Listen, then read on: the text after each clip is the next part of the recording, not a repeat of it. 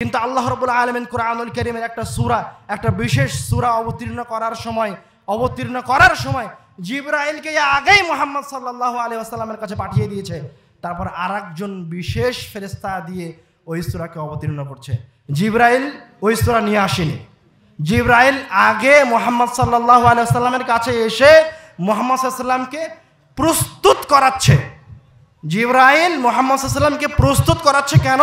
যে একটা মহান গুরুত্বপূর্ণ তথ্যবহুল একটা সূরা মুহাম্মদ সাল্লাল্লাহু আলাইহি ওয়াসাল্লামকে দেওয়া হবে, আপনাকে দেওয়া হবে, আমাকে দেওয়া হবে। এই জন্য আগেই জিবরাইল আমিন মুহাম্মদ সাল্লাল্লাহু আলাইহি ওয়াসাল্লামের কাছে চলে এসেছে। সেই হাদিসটা আমি এখন আপনাদেরকে শোনাবো। ইবনে আব্বাস রাদিয়াল্লাহু তাআলা আনহু বলছেন, বাইনামা জিবরিল আলাইহিস সালাতু ওয়াস সালাম কাঈদুন ইনদান নবী সাল্লাল্লাহু আলাইহি ওয়াসাল্লাম, জিবরাইল স্বয়ং নিজে মুহাম্মদ সাল্লাল্লাহু আলাইহি ওয়াসাল্লামের সামনে বসে আছে। সামিআ নাকিদান মিন ফাওকিহি, আসমান থেকে দরজা খোলার শব্দ আসলো। ফারাফা রাসাহু, তখন জিবরিল আমিন আসমানের দিকে তাকালেন। ফানাজালা মিনহু মালাকুন ওয়া ক্বাল হাযা, তখন জিবরাইল আমিন রাসূল সাল্লাল্লাহু আলাইহি ওয়াসাল্লামকে বলছেন, হাযা বাবুন ফুতিহা আল-ইয়াওমা লাম ইফতাহ কাত্তুন ইল্লা আল-ইয়াওম।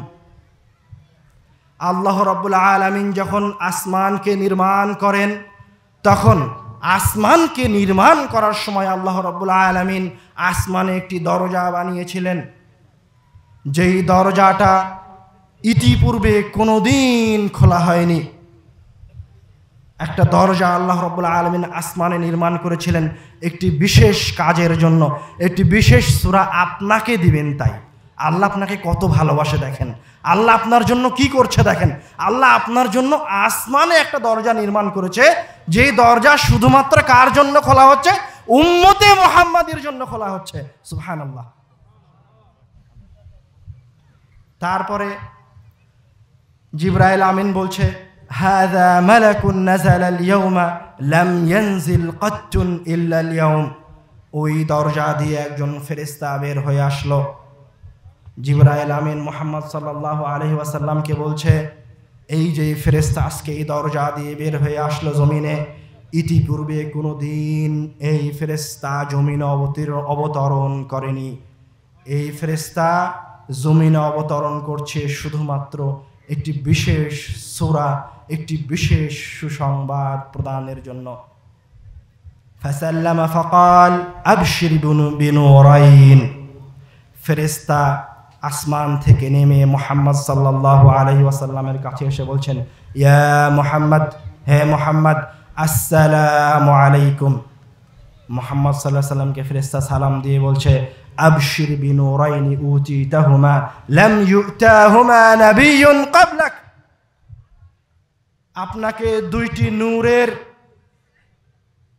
আপনাকে দুইটি আলোর সংবাদ প্রদান করা হচ্ছে।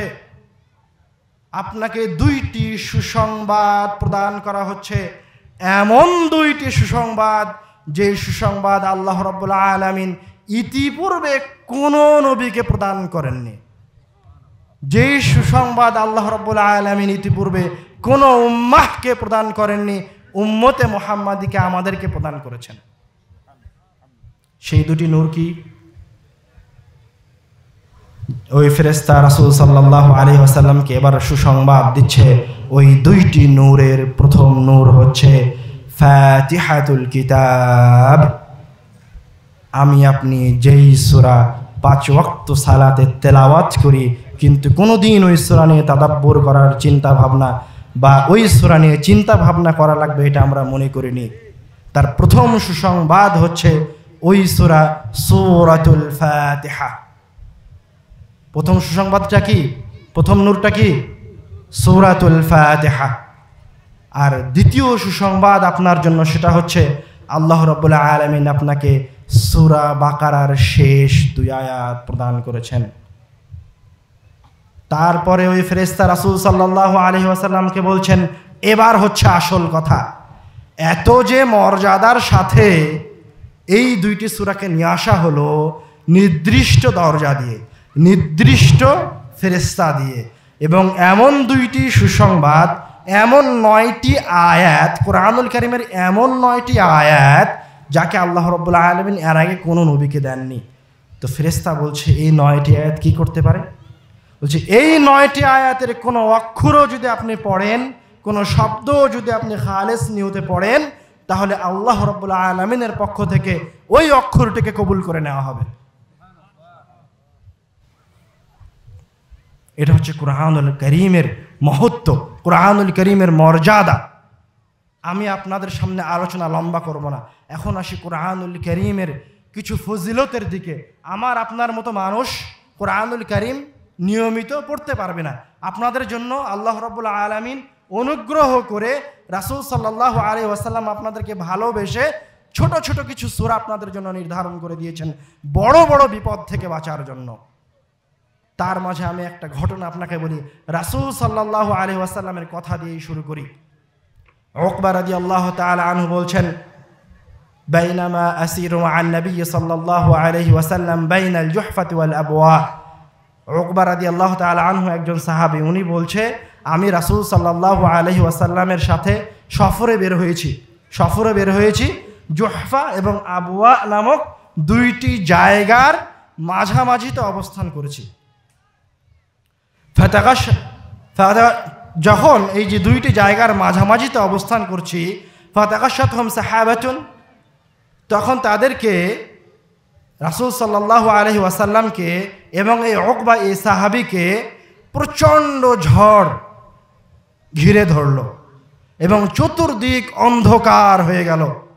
ফাজাআলা রাসূলুল্লাহ সাল্লাল্লাহু আলাইহি ওয়াসাল্লাম ইয়াতাআওয়াযু বিআউযু বিরাব্বিল ফালাক ওয়া আউযু বিরাব্বিন নাস।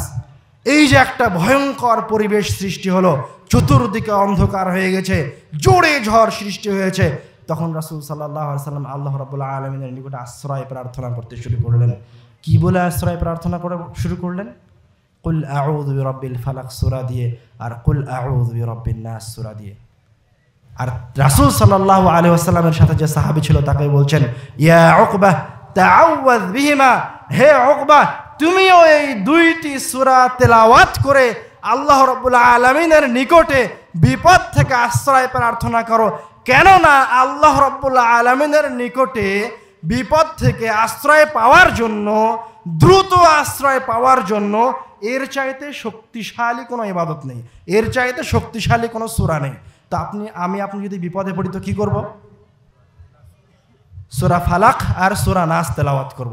তাহলে আল্লাহ রাব্বুল আলামিন আমাদেরকে বিপদ থেকে মুক্তি প্রদান করবেন। আয়েশা রাদিয়াল্লাহু তাআলা আনহা বলছেন, কানা রাসূলুল্লাহ সাল্লাল্লাহু আলাইহি ওয়াসাল্লাম ইযা মারিদা আহাদুম মিন আহলিহি, যদি রাসূল সাল্লাল্লাহু আলাইহি ওয়াসাল্লামের পরিবারের কেউ যখন অসুস্থ হয়ে যেত, তখন রাসূল সাল্লাল্লাহু আলাইহি ওয়াসাল্লাম সূরা ফালাক এবং সূরা নাস পড়ে ওকে ফু দিয়ে দিতেন। এবং আয়েশা রাদিয়াল্লাহু তাআলা আনহা বলছেন, যখন রাসূল সাল্লাল্লাহু আলাইহি ওয়াসাল্লাম নিজে অসুস্থ হয়ে যেতেন, ইয়ানফুসু আলা নাফসিহি, তিনি তার নিজেকেও সূরা নাস এবং সূরা ফালাক পড়ে ফু দিতেন। সূরা নাস ফালাক কি জানেন আপনারা? কে কে জানে না? কেউ আছে যে জানে না? সবাই জানে আলহামদুলিল্লাহ। কারণ আমি তো সূরা নাস আর সূরা ফালাকের মর্যাদা বলছি, শক্তিশালী সূরা, যে সূরা পড়ে কে বিপদ থেকে বেঁচেছে?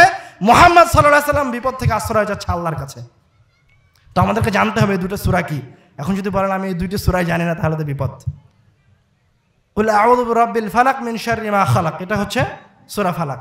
আর কুল আউযু বিরাব্বিন নাস মালিকিন নাস, এটা হচ্ছে সূরা নাস। তো আমরা যে হাদিস বলছিলাম সেটা হচ্ছে রাসূল সাল্লাল্লাহু আলাইহি ওয়াসাল্লাম নিজে অসুস্থ হলেও তিনি তার শরীরে সূরা নাস এবং সূরা ফালাক পড়ে ফু দিতেন। তো আরো কঠিন পরিস্থিতির দিকে আসেন।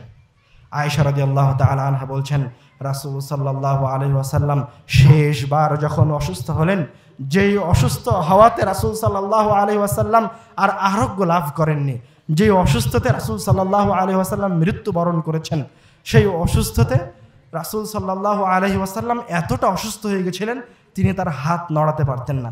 এতটা অসুস্থ হয়ে গেছিলেন যে রাসূল সাল্লাম কোরআন তেলাওয়াত করার শক্তিটা হারিয়ে ফেলেছিলেন। তো আয়েশা রাদিয়াল্লাহু তাআলা আনহা বলছেন, কুনতু আকরাউ আলাইহা, যখন তিনি আর কোরআন তেলাওয়াত করতে পারছিলেন না, তখন আমি আয়েশা সূরা নাস আর সূরা ফালাক পড়ে রাসূল সাল্লাল্লাহু আলাইহি ওয়াসাল্লামের ডান হাতটা ধরে রাসূল সাল্লাল্লাহু আলাইহি ওয়াসাল্লামের ঘা, রাসূল সাল্লাল্লাহু আলাইহি ওয়াসাল্লামের শরীরটা বুলিয়ে দিচ্ছিলাম সূরা নাস আর সূরা ফালাক পড়ে। আপনারা কি বুঝতে পেরেছেন বিপদে পড়লে কি করতে হবে, অসুস্থ হলে কি করতে হবে? এখন আমরা আরেকটা গুরুত্বপূর্ণ হাদিসের দিকে আসি। একজন সাহাবী রাসূল সাল্লাল্লাহু আলাইহি ওয়াসাল্লামকে এসে জিজ্ঞাসা করছেন, ইয়া রাসূলুল্লাহ ইন্নী উহিব্বু হাযিহি সূরা কুল হুয়াল্লাহু আহাদ। হে আল্লাহর রাসূল, আমি এই ছোট্ট সূরাটা কুল হুয়াল্লাহু আহাদ আল্লাহুস সামাদ লাম ইয়ালিদ ওয়া লাম ইউলাদ ওয়া লাম ইয়াকুল লাহু কুফুয়ান আহাদ, এই সূরাটা আমি খুব ভালোবাসি। হে আল্লাহর রাসূল, আমি এই সূরাটা খুব ভালোবাসি। তখন রাসূল সাল্লাল্লাহু আলাইহি ওয়াসাল্লাম বলছে, ইন্না হুব্বাকা ইয়্যাহা আদখালাকাল জান্নাহ, এই যে তুমি সূরাটাকে ভালোবাসো আর বারবার যে সূরাটা পড়ছো, এই সূরাটার ভালোবাসা তোমাকে কিয়ামতের দিন জান্নাতে নিয়ে চলে যাবে। সুবহানাল্লাহ। অন্য আরেক হাদিসে এসেছে রাসূল সাল্লাল্লাহু আলাইহি ওয়াসাল্লাম বলছেন, মান ক্বারাআ আয়াতাল কুরসি দুবরা কুল্লি সালাতিন মাকতুবাহ, তোমাদের মাঝে থেকে কেউ যদি, এই যে আপনারা বসে আছেন, আপনাদের মাঝে থেকে স্বয়ং রাসূল বলছে, আপনাদেরকে বলছে যে আপনাদের মাঝে থেকে কেউ যদি 5 ওয়াক্ত সালাতের পরে আয়াতুল কুরসি তেলাওয়াত করে। আয়াতুল কুরসি জানেন? আয়াতুল কুরসি কি? আল্লাহু লা ইলাহা ইল্লা হুয়াল হাইয়ুল কাইয়ুম, এই আয়াতের শেষ পর্যন্ত এটা হচ্ছে আয়াতুল কুরসি। রাসূল সাল্লাল্লাহু আলাইহি ওয়াসাল্লাম বলছেন, তোমাদের মাঝে থেকে কেউ যদি 5 ওয়াক্ত সালাতের পরে আয়াতুল কুরসি তেলাওয়াত করে, লাম ইয়ামনাহু মিন দুখুলিল জান্নাহ ইল্লাল মাউত, তাকে জান্নাতে যেতে কেউ বাধা দিতে পারবে না। লাম ইয়ামনাহু মিন দুখুলিল জান্নাহ ইল্লাল মাউত। ইবারতটার দিকে লক্ষ্য করেন, রাসূল সাল্লাল্লাহু আলাইহি ওয়াসাল্লাম বলছে, যেই ব্যক্তি 5 ওয়াক্ত সালাতের পরে আয়াতুল কুরসি তেলাওয়াত করলো, সে জান্নাতে যাচ্ছে না এই কারণে যে সে এখনো মরেনি। বুঝতে পারেননি? আপনি 5 ওয়াক্ত সালাতের পরে আয়াতুল কুরসি পড়ছেন, নিয়মিত পড়েন, আজকে থেকে শুরু করেছেন, ইশার সালাতের পরে আয়াতুল কুরসি পড়বেন, তো আপনি এখনো জান্নাতে ঢোকেননি কেন? আপনি মরেননি তাই। মানে আয়াতুল কুরসি 5 ওয়াক্ত সালাতের পরে কেউ তেলাওয়াত করলে, নিয়মিত পড়লে, ও মরলেই জান্নাতে যাবে। এর চাইতে কি সহজ মাধ্যম আছে জান্নাতে যাওয়ার? এর চাইতে সহজ মাধ্যম আছে জান্নাতে যাওয়ার? শুধু একটা আয়াত তেলাওয়াত করবেন 5 ওয়াক্ত সালাতের শেষে, বাস জান্নাত। আর যে কিছুই করতে পারলো না, শুধু কোরআন তেলাওয়াত করে, তার জন্য কিয়ামতের দিন কোরআনুল কারীম কি করতে পারবে? আমরা এবার ওই দিকে যাই। আমরা এতক্ষণ কোরআনুল কারীমের আয়াতের কিছু সূরার ফজিলত শুনলাম, এখন কোরআনুল কারীমের এর চাইতে বেশি শক্তিশালী একটা ক্ষমতার কথা শুনবো। সেই কথাটা কি? عن أمامة الباهلي رضي الله تعالى عنه قال قال رسول الله صلى الله عليه وسلم, উমামা বাহিলি রাদিয়াল্লাহু তাআলা আনহু বলছে, রাসূল সাল্লাল্লাহু আলাইহি ওয়াসাল্লাম বলেছেন, ইকরাউল কুরআন, তোমরা কোরআন মাজিদ তেলাওয়াত করো, যেখান থেকে পারো সেখান থেকেই কোরআন মাজিদ তেলাওয়াত করো। কেন? ফাইন্নাহু ইয়াতি ইয়াউমাল কিয়ামাতি শাফিআন লিআসহাবিহি, কেননা কোরআনুল কারীম কিয়ামতের দিন, কঠিন সময়, কিয়ামতের দিন যে কোরআন তেলাওয়াত করেছে তার জন্য শাফাআত করতে আসবে। এবারকার আরো গুরুত্বপূর্ণ কথা, ইকরাউজ জাহরাওয়াইন, তোমরা 2টি উজ্জ্বল সূরাকে তেলাওয়াত করো, 2টি শক্তিশালী সূরাকে তেলাওয়াত করো। আল বাকারা ওয়া সূরাত আলে ইমরান, 2টি উজ্জ্বল শক্তিশালী সূরা কি? সূরা বাকারা আর সূরা আলে ইমরান। কেন এরা 2জন বেশি শক্তিশালী কোরআন মাজিদের মাঝে? পূর্ণ কোরআনের মাঝে আল্লাহ রাসূল সাল্লাল্লাহু আলাইহি ওয়াসাল্লাম বলছে 2টি সূরা উজ্জ্বল এবং খুব শক্তিশালী। কেন? ফাইন্নাহুমা তাতিয়ানি ইয়াউমাল কিয়ামাতি কাআন্নাহুমা গামামাতান, কেননা এই 2টি সূরা কোরআন মাজিদ তো আসবে কিয়ামতের দিন, শাফাত করার জন্য আসবে, কিন্তু এই 2টি সূরা আসবে তো আসবে, বরং আকৃতি ধারণ করে আসবে। আকৃতি কি হবে? কাআন্নাহুমা গামামাতান, এই দুইটি সূরার আকৃতি হবে দুইটি মেঘের মতো, অথবা কান্নাহুমা গায়ায়াতান, এই দুইটি সূরার আকৃতি কিয়ামতের মাঠে দুইটি সামিয়ানার মতো হবে। আও কান্নাহুমা ফিরকান মিন তায়রিন সাওয়াফ, অথবা এই দুইটি সূরার আকৃতি হবে ডানা মেলে উড়তে থাকা দুই ঝাঁক পাখির মতো। কিন্তু ওরা কিয়ামতের দিন আল্লাহ রাব্বুল আলামিনের সামনে যারা সূরা বাকারা সূরা আলে ইমরান তেলাওয়াত করেছে তাদের জন্য উপস্থিত হবেই হবে এবং আকৃতি নিয়ে উপস্থিত হবে। এর চাইতেও শক্ত কথা আসছে এবার।